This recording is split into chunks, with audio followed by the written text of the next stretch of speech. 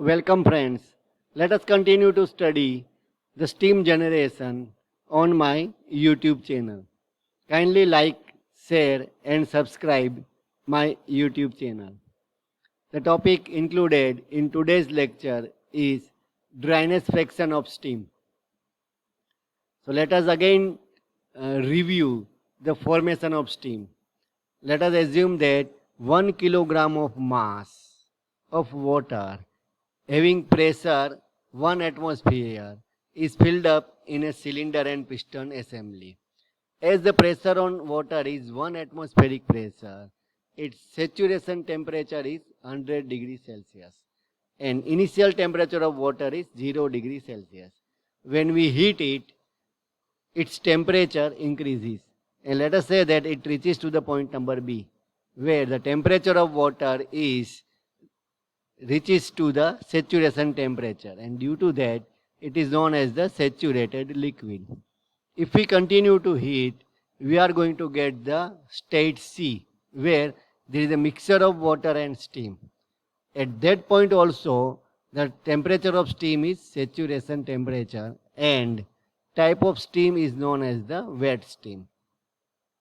If we continue to heat, we are going to get 100% of steam inside the cylinder. At that time also, the temperature of steam is 100 degrees Celsius, that is saturation temperature, and that steam is known as the dry steam. Again, if we continue to heat, we are going to get the heating of steam, and the temperature of steam is more than the saturation temperature. And this type of steam is known as the superheated steam. Now here, let us see at point C. There is a mixture of water and steam. But what is the amount of water and what is the amount of steam, that we don't know. And that is denoted by the term, that is a dryness fraction. So it is a wet steam. It is a mixture of water and evaporated water, that is steam. So there is a possibility of different proportion of water and steam in a wet steam. So that proportion may be different. Percentage of dry steam in wet steam is known as a dryness fraction. So what is the percentage of dry steam? How much dry steam is available in a mixture of wet steam? It is known as the, you can say, dryness fraction, and it is denoted by the symbol X. And percentage of water in wet steam is known as the wet steam. And summation of both percentage is equals to 100%, that is 1. So mass of wet steam is m wet kilogram. Mass of dry steam is m dry steam, and mass of water is m water. So we know that wet steam is made up of these two things, that is mass of dry steam plus mass of water. So how to find out the percentage of dry steam in wet steam? Yes, so that is a dryness fraction X is equals to percentage of dry steam in wet steam.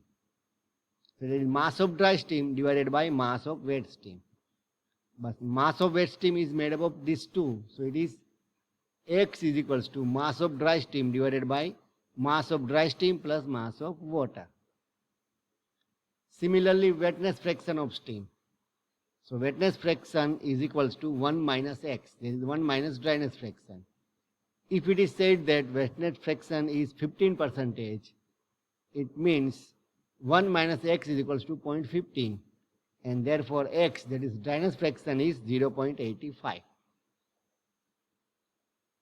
Now let us study whatever the equation we have already studied about the wet steam. Specific enthalpy of wet steam. Equation is HF plus X into HFG. Specific volume, X into Vg.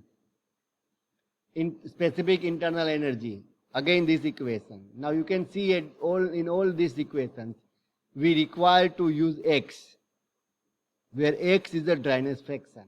So it is necessary to measure X accurately. So in today's lecture, we are going to study the different methods to measure the dryness fraction. So different methods to determine the dryness fraction of wet steam are barrel or bucket calorimeter, separating calorimeter, throttling calorimeter, And last one is combined separating and throttling calorimeter. Let us see. Bucket calorimeter works on the fundamental of transfer of heat from wet steam to water and conversion of wet steam into the water. So that is the fundamental or working principle on which barrel or bucket calorimeter works. Separating calorimeter. It works on the fundamental of separation of dry steam and water from a wet steam. So that is the fundamental on which separating calorimeter works.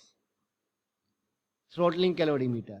It works on fundamental of throttling of a wet steam. So what is the throttling? Pressure of steam decreases at constant enthalpy.